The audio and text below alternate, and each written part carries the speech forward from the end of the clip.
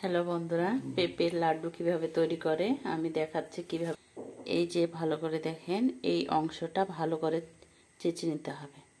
এটা আমি এখন এই গ্রেটারের সাহায্যে এটাকে আমি ঝুরি ঝুরি করব। আমি গ্রেট করছি পেঁপে লাড্ডু তৈরি করব। তোমরা এইভাবে করবে। এটা আমাকে ভালো করে ধুতে হবে, একটু হালকা লবণ দিয়ে ভালো করে ধুতে হবে। পেঁপের যে একটা কষ ভাব আছে ওই গন্ধটা থাকবে না। জল করবে, এই যে চিপছি একদম জল থাকবে না।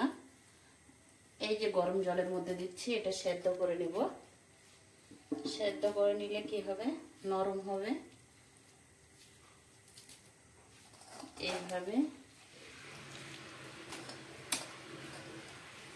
যে আমার সিদ্ধ হয়ে গেছে বন্ধুরা, এরকম সেদ্ধ করে নেবেন গরম জল দিয়ে।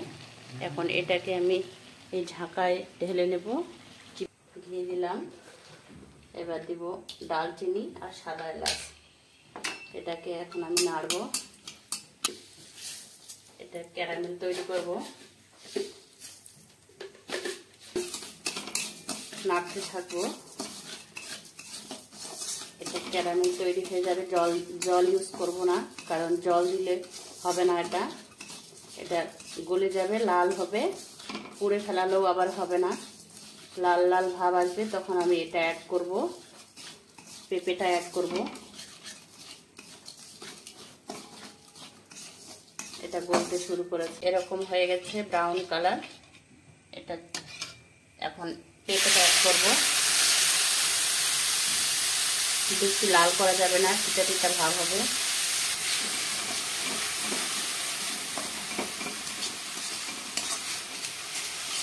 নাড়তেই থাকতে হবে, নাড়া বন্ধ করা যাবে না, নাহলে পুড়ে যাবে। হয়ে গেছে বন্ধুরা, এরকম হবে। ঠান্ডা হলে আবার শক্ত হয়ে যাবে, গরমে গরমে করতে হবে।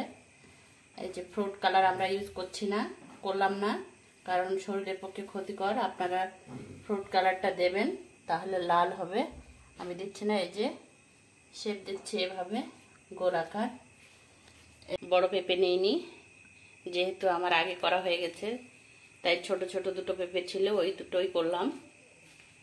এইভাবে আপনারা বাড়িতে করবেন, খুব সুন্দর খেতে, সুস্বাদু, বা বাচ্চার টিফিনে